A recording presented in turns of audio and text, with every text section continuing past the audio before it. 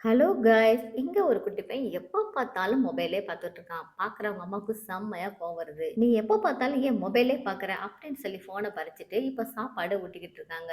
அடுத்ததா அந்த குட்டி பையன தூங்க வைக்கிறதுக்காக இப்ப பெட்ரூம்க்கு தூக்கிட்டு போறாங்க. அவங்க போகும்போதே, இந்த பையன் ஏன் இப்படி இருக்கான்? அவன எப்படி மாத்துறது? அப்படின்னு சொல்லி யோசிச்சுக்கிட்டே போறாங்க. இப்ப பார்த்தீங்கன்னா, அந்த குட்டி பையன் மறுபடியும் ஃபோன பார்க்குறான். அந்த அம்மா கோபத்துல ஃபோன பறிச்சு வச்சுட்டு, இப்ப தூங்க வைக்கிறாங்க. மறுபடியும் இந்த குட்டி பையனோட அம்மா அவன பத்தியே யோசிச்சுக்கிட்டே போறாங்க. இவன எப்படியாச்சும் மாத்தணும் அப்படின்னு சொல்லி ஒரு வழியா ரூமுக்கு போய் தூங்கவும் போயிடுறாங்க. இந்த குட்டி பையனுக்கு தூக்கமே வரல. நெனப்பு ஃபுல்லாமே அந்த ஃபோன் மேலேயே இருக்கு. மறுபடியும் ஃபோன் எடுத்து நோண்ட ஆரம்பிச்சுட்டான். அட கடவுளே! இந்த குட்டி பையன் ஏன் மொபைலுக்கு இப்படி அடிமையா இருக்கான் அப்படி சொல்லி பார்க்கும்போது நமக்கே அவன் மேல கோவமா வருது காய்ஸ். இந்த பக்கம் பார்த்தீங்கன்னா அவங்க அம்மா நல்லா தூங்கிக்கிட்டு இருக்காங்க. அந்த பையன் மொபைல நோண்டிக்கிட்டே இருக்கான். அதுக்கப்புறம் அவனுக்கு தூக்கம் வருது. அப்பவும் படுத்துக்கிட்டே கை மட்டும் மொபைல்ல நோண்டிக்கிட்டே இருக்கு. பாருங்க காய்ஸ் இந்த கொடுமைய. ஒரு வழியா விடிஞ்சிருச்சு. அவங்க அம்மா ஸ்கூலுக்கு அந்த பையன அனுப்புறதுக்காக வேகமா எந்திரிச்சு வராங்க. அங்க வந்து பார்த்தா அந்த பையன் பக்கத்துல மறுபடியும் மொபைல் இருக்கு. அத பார்த்து அவங்க அம்மாவுக்கு செம்மையா கோவம் வந்துருது. அவன அப்படியே அலாக்கா தூக்கிட்டு போய் தண்ணி தொட்டிக்குள்ள போட்டுறாங்க. ஒரு வழியா குளிக்கவும் வச்சிடுறாங்க. இப்ப குட்டி பையன் ஸ்கூலுக்கு கிளம்பி போறான். அவங்க அம்மாவும் டேக் கேர் பாய் அப்படி சொல்லி வழி அனுப்பி வைக்கிறாங்க.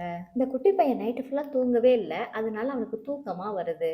அதுக்கப்புறம் கிளாஸ் ரூம்ல எழுதாம தூங்க ஆரம்பிச்சுறான். அத பார்த்த டீச்சர் அவன அடிச்சு எழுப்பி விடுறாங்க. அவன பார்த்து எல்லா பசங்களும் கேலி பண்றாங்க. மேம் நான் வாஷ்ரூம் போறேன் அப்படின்னு சொல்லி குட்டி பையன் கைய தூக்குறான். அடுத்ததா வேகமா வாஷ்ரூம் ஓடி போறான். ஓடி போய் அங்கேயும் உட்காந்து தூங்குறாங்க.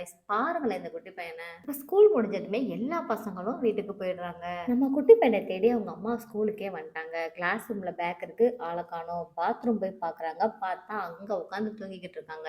அவங்க அம்மா அவன அப்படியே வீட்டுக்கு தூக்கிட்டு போறாங்க. இப்ப வீட்டுக்கு போனதும் மறுபடியும் என்னோட ஃபோனு அப்படின்னு சொல்லி ஃபோன் எடுத்து பார்க்குறான். அத பார்த்து அவங்க அப்பாவுக்கு செம்மையா கோவம் வருது. அந்த ஃபோன வாங்கி கீழ போட்டு உடைச்சு சுக்கு சுக்கா நொறுக்கிறாரு. என்னோட ஃபோன் எனக்கு வேணும் அப்படின்னு சொல்லி அந்த குட்டி பையன் மறுபடியும் அழுகுறான். அவங்க 2 பேருக்கும் என்ன பண்றதுன்னே தெரியல. இனி உங்க கூட இருக்க மாட்டேன் அப்படின்னு சொல்லி அந்த உடைஞ்ச ஃபோன தூக்கிட்டு அந்த குட்டி பையன் வேகமா வீட்ட விட்டு ஓடி போறான். அங்க போய் ஒரு குப்பை தொட்டியில உட்கார்ந்து அந்த ஃபோன பார்த்துக்கிட்டே இருக்கான். இப்ப அந்த பையனோட அப்பாவும், அம்மாவும் அந்த பையன தேடி கொட்டுற மழையில நனைஞ்சுக்கிட்டே அவன தேடுறாங்க காய்ஸ். அங்க பாத்தீங்கன்னா ஒரு பொம்பளை கொடையில உட்காந்து ஃபோன் பார்த்துக்கிட்டு இருக்கா. அத பார்த்து அந்த குட்டி பையன் ஃபோனை பறிச்சுட்டு வேகமா ஓடுறாங்க காய்ஸ். அதுக்கப்புறமா ஒரு கார் வந்து அந்த குட்டி பையன் மேல மோதிருது. பாருங்க காய்ஸ் ஒரு ஃபோன்னால அந்த குட்டி பையன் எவ்வளவு கஷ்டப்படுறான் பாருங்க. அந்த குட்டி பையன் மொபைல் மேல ரொம்ப பைத்தியம் ஆயிட்டான். இது எல்லாத்துக்குமே காரணம் அந்த மொபைல் தான்.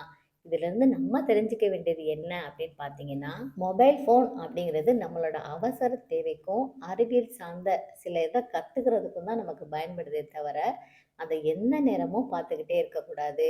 இந்த வீடியோ உங்களுக்கு பிடிச்சிருந்துச்சுன்னா மறக்காம லைக் பண்ணுங்க. நம்மளோட மியாவ் லோலு சேனல மறக்காம சப்ஸ்கிரைப் பண்ணுங்க.